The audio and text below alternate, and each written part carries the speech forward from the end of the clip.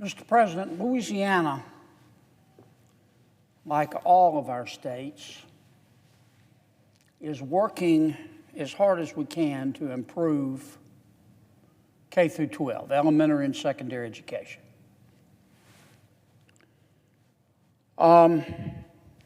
We used to have the best system of elementary and secondary education in the world. We still have the best system of higher education in the world, bar none. Kids from all over our planet want to come to America to go to college. I know our universities have problems. We've got to do a better job, in my judgment, Mr. President, with encouraging our universities to allow the free exchange of ideas, the dialectic through which we get the truth. But I'll save that topic for another day. Our problem in America is elementary and secondary education.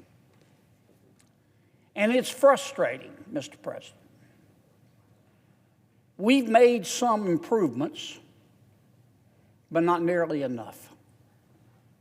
It's frustrating. Americans can do extraordinary things. Americans can unravel the human genome. Americans can take a diseased human heart and replace it with a new one and make the thing beat. Americans can send a person to the moon and bring that person back safely. But we can't seem to teach all of our kids how to read and write and do basic math when we have 18 years to do it. And I know you know what I'm talking about, Mr. President, because you, in a prior lifetime, have been in the trenches. And yes, we've made progress, but it is so frustrating sometimes. We have made progress, Mr. President. I know in Colorado, in part under your leadership, in large part under your leadership, Colorado has made strides. We've made strides in Louisiana. We started, we have had efforts to improve for many years, but we started in earnest under a governor in Louisiana called Governor Buddy Roemer back in the late 80s and early 90s. Now, I'm not saying other governors before and after Buddy didn't contribute mightily, but Buddy made education a major goal of his administration. And we have made progress, but it's fits and it starts. Now, here's our problem today.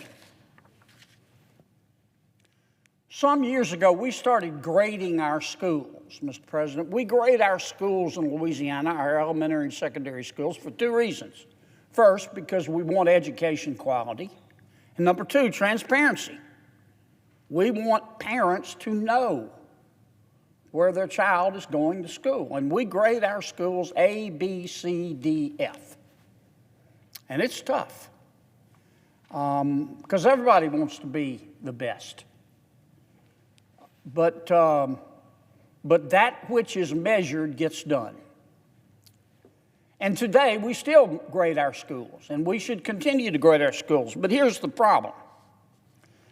41% of our elementary and middle schools get A's and B's. I think that's probably pretty accurate. We're going to get that number up, those letter grades up, but about 41% of our elementary and middle schools grade A or B. 70% of our high schools grade A or B. Something's not meshing here.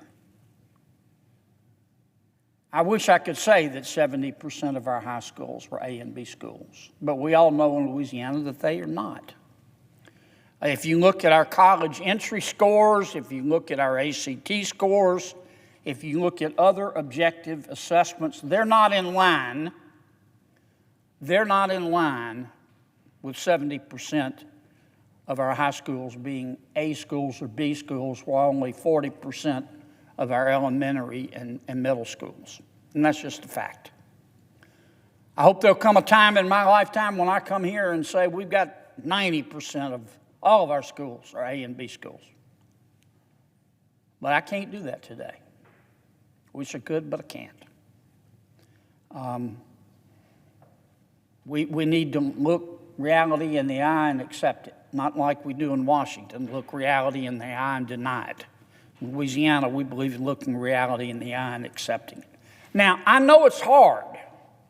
And right now, our teachers and our principals and our superintendents and our school board members and our legislators and the millions of people in Louisiana care about education are trying to reform the system and come up with a new methodology, an objective methodology that properly grades our high schools. And it is hard.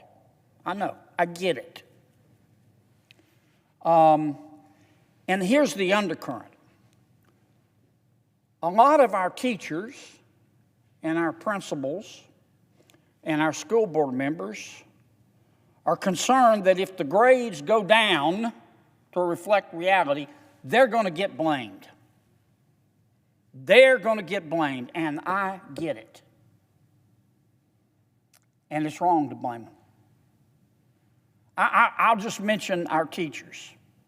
You know, for a kid to learn, somebody's got to make him do his homework. Teachers can't do that. For a kid to learn, someone has to make that child go to bed at night and get a full night's sleep. For a kid to learn, someone has to feed that kid breakfast in the morning. For a kid to learn, someone at home has to enforce and reinforce to that child that he or she has to mind his teachers. It's called parents. And in Louisiana, as in other states, as throughout the world, unfortunately, we have some parents who don't seem to care. I don't know what to do about that. I don't know why it is. But we do. And we can't expect teachers and superintendents and school board members to take the place of parents. But too often they are blamed for all of the problems when really it starts with the parents.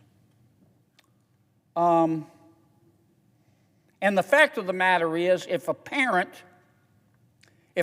doesn't love his kid, I can't imagine that, but it happens. If a parent doesn't love his kid, the kid's not going to stop loving his parent. The kid's going to stop loving himself. And so I get it. We can't hold our teachers and our superintendents and our school board members responsible for fixing the impossible.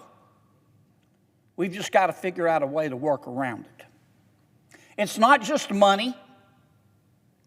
The federal government, state government, local government last year spent somewhere in the range of $760 billion, three quarters of a trillion dollars on elementary and secondary education.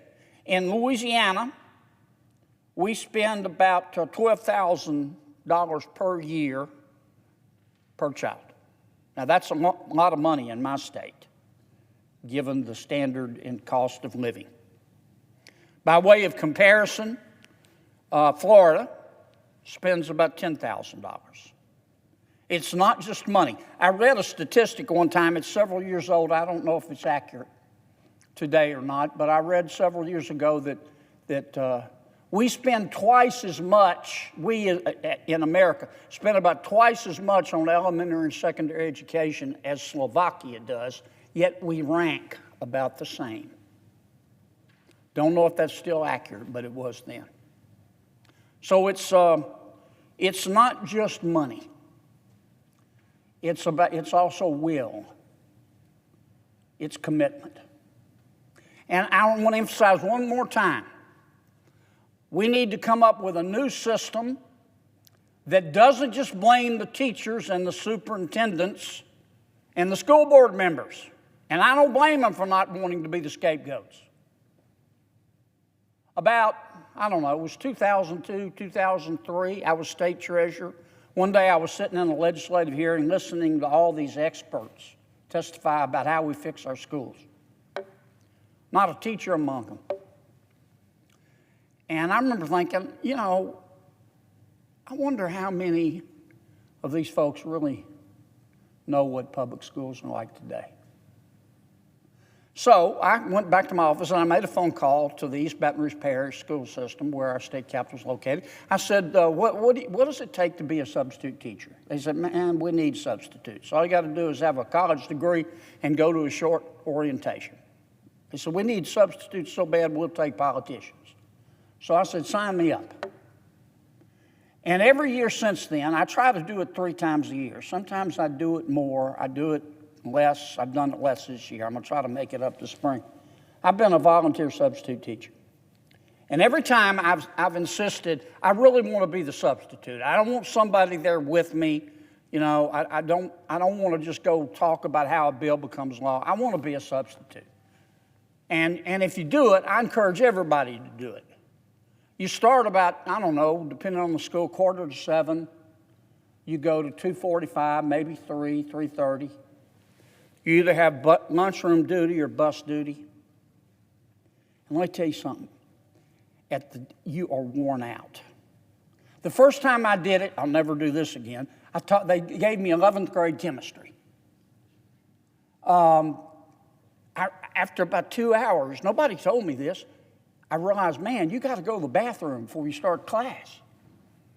And the next time I taught, I remember I bought a thermos of coffee because you'd get so tired. But my point is, after starting, I think then we started at 8 and I went to 2:45. My plan was to go home after substitute teaching this chemistry class, and my plan was to go to my office there at the state capitol and work. I went home. I was dead dog down to the marrow tired. It's hard being a teacher. It's hard. And we've done a better job in Louisiana with our teachers' cooperation, finding out which of our teachers can teach and paying them. And we've also worked hard to find out which of our teachers can't teach and either teach them how or find a new line of work. So I'm not going to stand here and blame the teachers. But I return to where I began. 70% of our schools are not A and B schools. I wish they were. Someday they will be, but they're not. And so all I'm asking today, Mr. President, to my people back home who are listening, to the people in Louisiana who care about education, and most of them do, to our teachers, to our principals, to our superintendents, to our school board members, to our Board of Elementary and Secondary Education members, to our legislators. Let's work together. Let's look reality in the eye and accept it. Let's understand that we need a new methodology to try to grade our schools. Let's look reality in the eye and accept the fact that our parents deserve to know the quality of school that their kids are attending. And let's come up with a new system that is accurate but that is fair to everybody. And let's stop blaming people and regretting yesterday and start creating tomorrow. Because in my state, and I'll bet it's true in your state, Mr. President, the future of my state is education. It's not the price of oil. It's not the unemployment rate. It's not who the senators are.